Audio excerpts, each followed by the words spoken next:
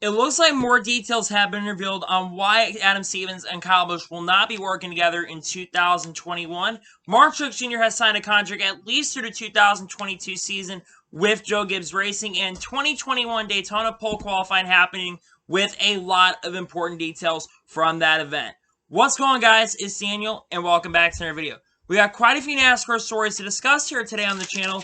Let's go ahead and just jump straight into it. We're going to go ahead and start off all the sponsorship announcements from earlier today, as Swan Security is going to be sponsoring Ryan Vargas for 4 races in 2021 in the NASCAR Xfinity Series season. They will start off by sponsoring him at Daytona International Speedway. They'll sponsor him at the first Shaw race at Road America, and then the second Texas race in the NASCAR Plus, which will be the third or fourth to last race for the NASCAR Xfinity Series races. Texas and Kansas swapped earlier this year. Swan Security has been involved in NASCAR for the last year or so. They've partnered up with Jordan Anderson for this past year, and they're also a partner of Eric Estep and a sponsor for Eric Estep on the channel of his YouTube channel. So really cool that Swan Security is going to be working with Ryan Vargas in 2021. That's really awesome, and I can't wait to see what sponsor we're going to see for them in 2021.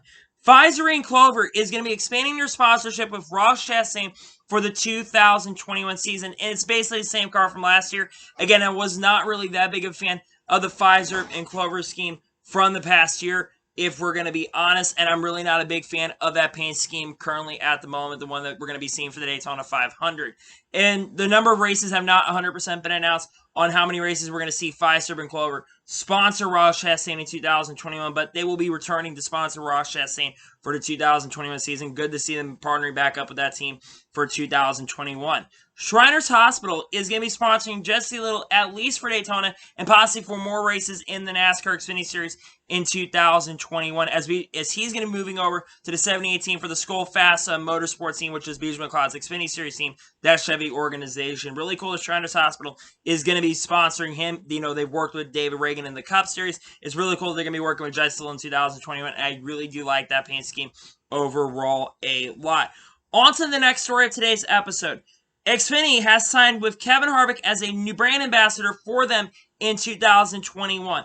What this means is that he will have the company logo on his helmet and his fire suit, and he will be having some appearances with the Xfinity brand in 2021. I think Kevin Harvick is going to be able to expand the Xfinity brand to new customers, and it's really cool that they're going to be a brand ambassador for Kevin Harvick 2021. I really do like that, and good to see that in NASCAR. Jason White, the Canadian Jason White, as a matter of fact, is going to be racing at Daytona International Speedway and possibly more races for the Raymond Brothers Racing organization in 2021. I don't believe that this car is locked into the event because they don't have enough owners points, I believe, for the Truck Series entries we'll talk about here later in the episode. I don't believe that Jason White's team, the Raymond Brothers, have enough points to make it into the event. But yeah, the Canadian Jason White, who raced last year for quite a few races, will be turning once again, and will be partnered up with the Raymond Brothers for the season. I'm wondering how many races he's going to run with the team. I would not be surprised if they are able to have Canadian Tire this year if he would run that event, and maybe some of the road course events as well. But yeah, really cool that Jason White is going to be racing at Daytona for this team. Here's something really cool that came out today. Antonio Williams, who is the wide running back for the Buffalo Bills, is going to be investing in Joe Graf Jr. for the rest of his career, starting at Daytona International Speedway. To be perfectly honest with you, I'm not the biggest fan of Joe Graf Jr. 100%, but I do think overall it is really cool that an NFL player and more people that are not in NASCAR are getting involved in the sport. People like Pitbull, who's part owning a race team with Justin Marks. Michael Jordan owning a race team with 2311 Racing. Big Machine Records coming in sport, and now you have a running back, running back from the Buffalo Bills coming in to invest into a race car driver. That's really cool. Maybe this will help, Joe Graf Jr. get a little better, and I think this will also help him with sponsorship as well for races, and will help Joe Graf Jr. stay in his sport for a very long time. It is really cool that Antonio Williams is going to be sponsored team. I really am happy for Joe Graf Jr. Congratulations to Joe Graf Jr. on getting some investments for the foreseeable future headed to next year. On to the next story. We're going to talk about the entry list for the NASCAR Xfinity Series and for the Truck Series as well. Start off with the Truck Series entry list.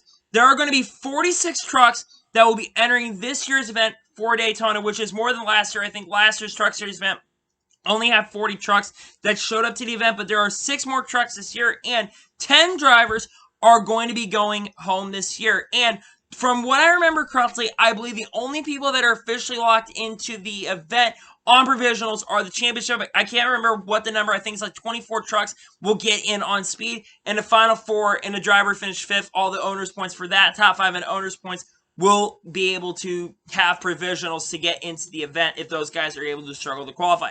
I think some pretty heavy hitters are going to be limited. I wouldn't even be shocked if Norm Benning isn't able to make the event, or some of these bigger, small-time teams are not able to make event. But yeah, really cool to see the Truck Series is going to have more trucks entering the event, and really cool that we're going to see a lot of trucks enter the event. The NASCAR Xfinity Series entry list was also revealed, and there are going to be 45 cars that will be entering for the event. So here is how it's going to work. The top 31 in qualifying, and then 5 provisionals regarding owners' points. So there'll be only 36 cars. So that means the Xfinity Series, there are 9 cars that are going to fail to qualify for the event. And there's some pretty heavy hitters that could end up missing event. You do have technically 2 SS Greenlight cars that are going to be in this event. I don't think those guys have enough owners' points. I'm not sure they're going to be fast. I mean, Rico Racing really struggled in qualifying today, and Rico Racing teams generally are not that fast, and you're investing SS Greenlight, and they were not the fastest here. We'll see what happens over there. You also have Jordan Anderson's new team that's coming into NASCAR Xfinity Series. You have Big Machine Racing coming into NASCAR as well. So you're going to have a lot of teams that are going to fail to qualify. I wouldn't be surprised if there are some pretty big surprises on who is able to not get into the event. But yeah, really cool. Those Xfinity Series and Truck Series events are going to have more drivers that are going to be showing up for 2021. And now we're getting on to the first of the major stories of today's episode. Kyle Busch recently, actually as early as Wednesday night, as a matter of fact, which was about a day or two ago, he actually had an interview with Graham Benzinger, who is part of the In-Depth group. And he had an interview with Tim recently talking about his departure from Adam Stevens' work on him. And according to what Kyle Busch said, he said that apparently Adam Stevens had quit on him. And here's a quote from that interview, and you guys should definitely check it out, because he also talked about his time at Hendrick Motorsports and why he was let go from that team. I asked Adam for a couple changes being made over the offseason, and he didn't agree with my philosophy on those changes. So he said, you know what? I'm going to go to do something different, and let you do something different, and we'll see what happens. It really does seem like Adam Stevens kind of gave up on Kyle Busch, because a lot of people are questioning, why did Adam Stevens and Kyle Busch really not work together? Because they really struggled only for 1 year. But it seemed like it kind of makes sense. Kyle Busch did definitely have not as good of a year as he's had in previous years. But we started kind of seeing cracks. It seemed like Kyle Busch and Adam Stevens' kind of relationship was kind of not working together. Kyle and Adam were kind of arguing. At the beginning of their career, they were really working together very well. But they were a lot of times arguing over the radio, especially in the last year or two. And Kyle was really struggling over the last year or so. I mean, Kyle Busch has definitely had issues with crew chiefs in the past. I mean, he had Dave Rogers for a few years, he had Steve Addington for a few years, and now he had Adam Stevens. But now he's going to be working with a new crew chief in 2021, Ben Bashore, who has worked in the Cup Series as well. And I find it also really interesting, you know, with this report, it seems like Adam Stevens is the one who gave up, and we know that Adam Stevens is going to be going over the Crystal Bell.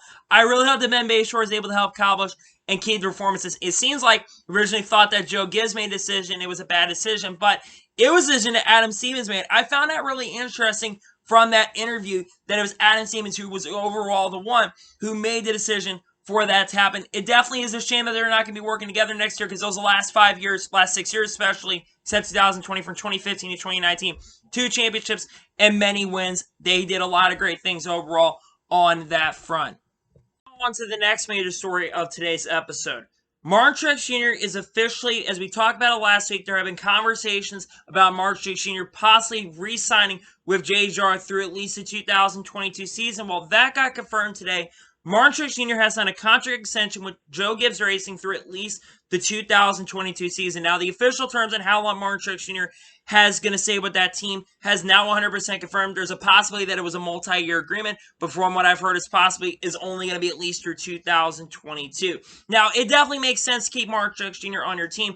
While Martin Truex Jr. did have a down year in 2020, compared from 2019. In 2019, he scored 6 or 7 victories when he had Cole Pearn, but in 2020, Cole Pearn left, and he started working with James Small in the 2020 season, and he ended up scoring only 1 victory, but made it to the round of 8, so it makes a lot of sense. Martin Truex Jr. is also becoming an older driver in the sport, and the reason that the contract probably really isn't that long is because you have a lot of young development in your pipeline. You have to think about the fact that you have guys like Harrison Burton currently in that team, Brandon Jones, and even other upcoming guys in that Toyota pipeline, including Ty Gibbs as well, who are going to be eventually available up to this point. But with Martin Truex Jr. signing an extension today, it definitely makes a lot of sense for a guy that's still consistent and a guy that I think could honestly have a better year than he had in 2020 because he does have more experience than James Small, and he's arguably the second best road course racer behind Chase Elliott, who was a champion in 2020. So my major question is, how long is Truex going to remain in the team?